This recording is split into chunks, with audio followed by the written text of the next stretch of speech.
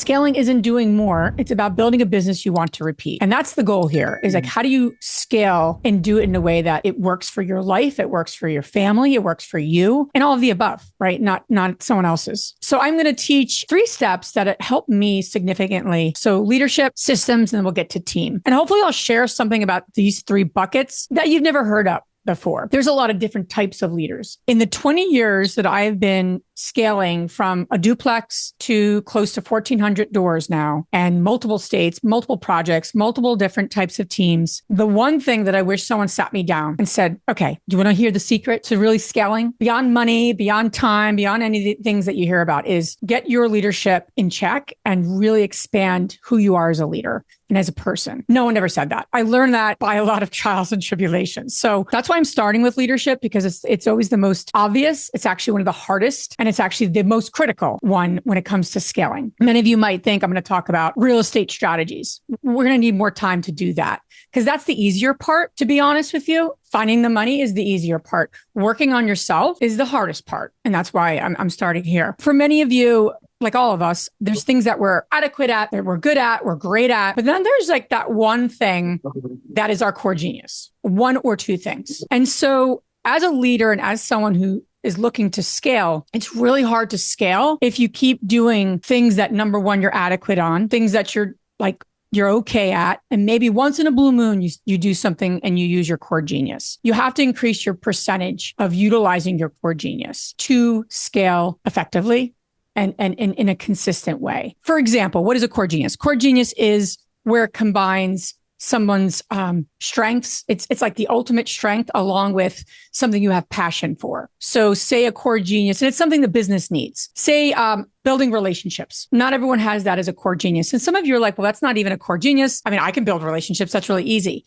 It's not easy for everyone. And if you're looking to build relationships with different partners in different markets, being able to, connect with others and do it in a sustainable way, that's actually quite important. Usually you don't value your core genius because you think it's so easy. It's like riding a bike, but it's actually something you really need to lean into. So if you're using it 30% in your business, you got to be using it more than that, 50, 60. And the leaders that I've seen scale successful businesses that are repeatable are like 90, 95% really leaning into their core genius and utilizing it. Your core genius matters. And it also matters what you should focus on. Maybe it's the building of the relationships. Maybe it's the operations. Maybe it's analyzing and seeing a project to completion. Maybe it's like systems and processes. That's your thing. That's your jam. It's really hard to scale if you don't lean into your core genius, to be honest. It's just very difficult because then you'll be kind of spread thin doing a bunch of things that you're okay at and you're not leaning into what you're really great at so that you can grow the business. All right, systems. Systems are all about creating processes. I don't know about you, but I'm not like Miss Systems person. I'll create something and then create it differently the next time, naturally. So I have a hard time with systems. It's not something that I necessarily comes easily to me. It's definitely not a core genius of mine. However, it's incredibly difficult to scale if you don't have them in place. So regardless of your skill set or your strengths, it's something you have to put in place. Okay. And if it's not you, that's where ChatGPT and Claude and AI is so helpful because you could really put systems in your process with such ease now versus, I think back in the day. So I really always thought that things would take longer than they usually do. If you're somebody who thinks especially things that are not your core genius, something that I've done that's been really, really helpful is that I use a timer on my phone. And I had to do that because I'm creating a lot of content. And sometimes it'll take me, what should take me like an hour, sometimes take me 3, right? If I'm talking or connecting short, I can get to the point. A timer system really helps me tremendously when I'm doing something outside of my core genius because it helps me stay focused and it allows me to stay focused on the task at hand versus getting distracted into something that I'd rather be doing. So for whatever that's worth, it's one of the best things that I do now to keep myself focused. So here's the deal with systems. People overcomplicate them and they get overwhelmed. Whatever process in your business, whether you're a wholesaler or you have rentals or you're just getting started, the biggest thing is what are you doing that could be taken off of your plate and be put into a template to be put into some sort of like frequently asked questions. Now more than ever, we have tools at our fingertips to create templates, right? And to create, okay, if this person keeps asking me the same question, especially if you're in property management, or especially if you're, bringing people through the wholesaling process, you get the same questions, you get the same insert question here. And you're like, yeah, I've heard that before. That's the kind of areas in our business that we need to create repeatable processes or templates or a workflow that if this happens, and this happens, right? And a lot of softwares have that built in, but it's a thinking as well. I mean, obviously, I'm not going to go through all the softwares. We have our own tech stack, things that we work with. But more importantly, it's like, how do I think about if this keeps coming up and I keep repeating myself or my team member keeps repeating themselves? We need to create a template. We need to create some sort of FAQ so we could stop repeating ourselves via email, via phone, via whatever, right?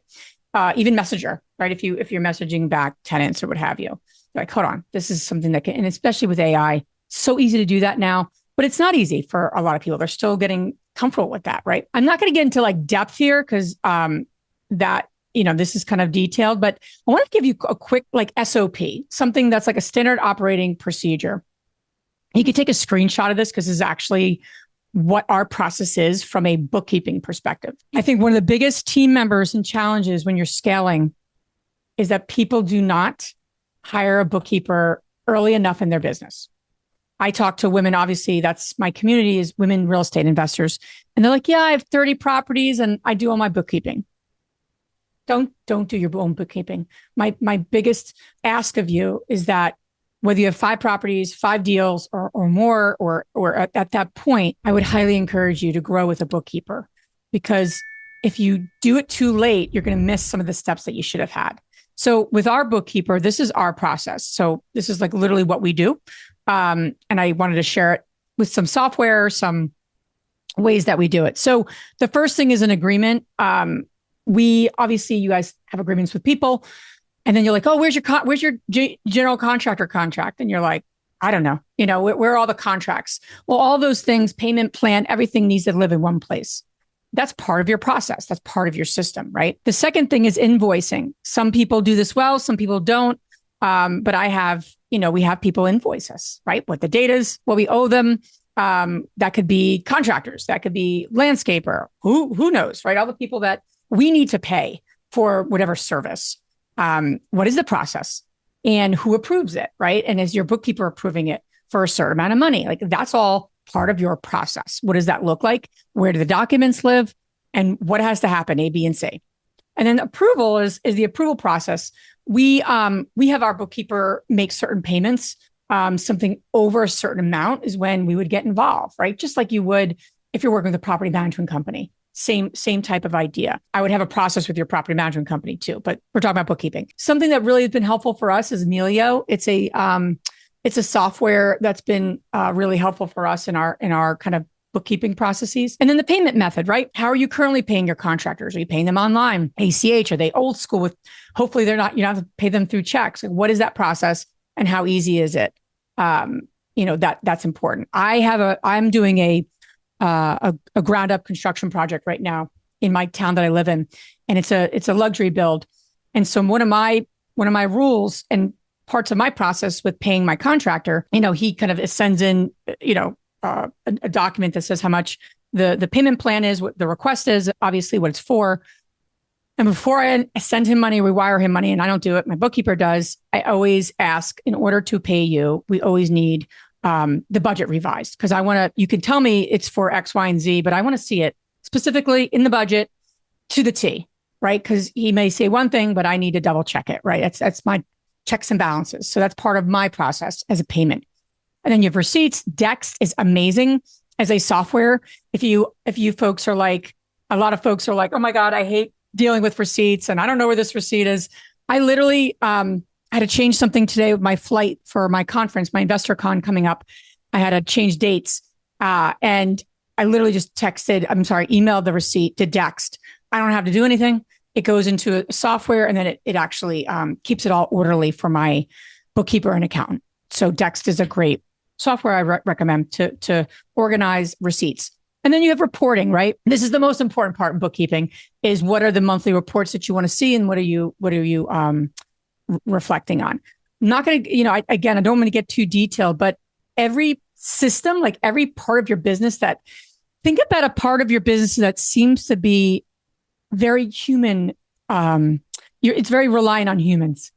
And so sometimes we're like, oh, this person's great. I just throw it to them and they get it done. But if they go, what happens, right? So this is like literally a 1, 2, 3, 4, 5, 6-step bookkeeping process that we follow regardless of who's involved and who's not involved. So that's really what a process is and what's a system, because it's independent, of people. So teams, the last one. So teams all about building a diverse team, diversity. And diversity is 3 things: knowledge, behavior, and skills. I want to get into these 4, kind of key roles. What I find to be really the most critical roles. It's a helpful screenshot because this will help you in any business that you're in, whether you're wholesaling, multifamily focus, or small, short-term rentals, whatever your particular niche and asset class is, this kind of relates. And so there's 4 key roles. And what I find when you scale is that just like before, we do a lot of things that we're adequate on and good and great and core genius. We also end up doing a lot of roles. So beyond the core genius part, this is just like roles to get the business executed.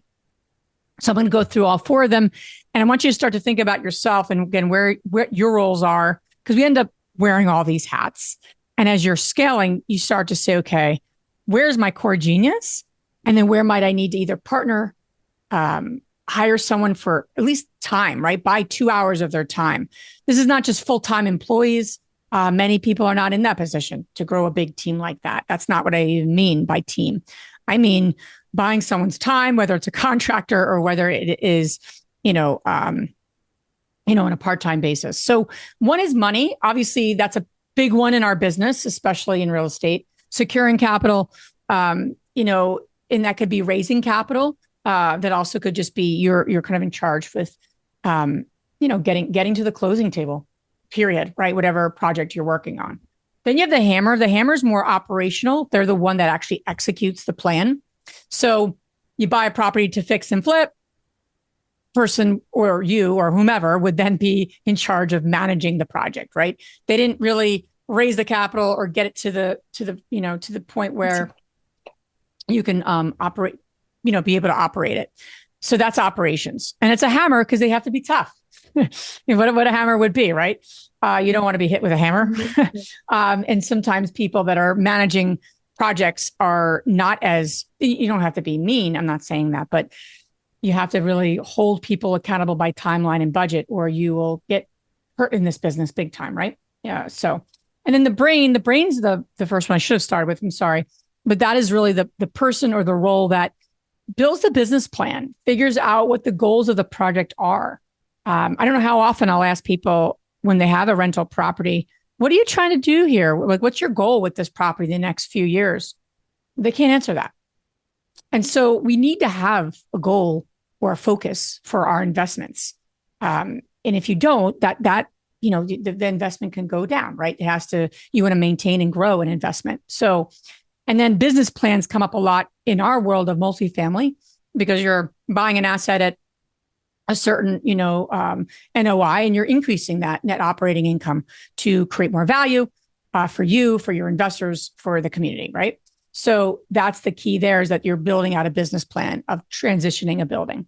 That's why I think in business plans in that way. But if you have a single family home, you should have a business plan. In my opinion, you should have something. Okay, what am I trying to achieve with this building? And that is what a leader's role is. That's what someone who's in charge of their business should be looking after. And then you have the hunter, right? This could be brokers. This could be yourself. This is someone who's finding and pursuing new opportunities, markets, deals, but they tend to be more aggressive, right? Especially now, looking for opportunities that make sense, that pencil out, and that work for your investment goals. The bottom line is to, one, really identify, this is where I can really thrive. And I'm again connected to core genius, but a role and where my skills, experience, and behavior fits, right? Based on the other slide. And then as I start to scale and buy that next property or do that next deal, where are my gaps? Because the last thing you want to do, I don't know anyone that scales and they do all 4 of these really, really well. Thanks for listening to the DealMachine Real Estate Investing Podcast. Please leave us a review and follow along wherever you're listening to your podcast.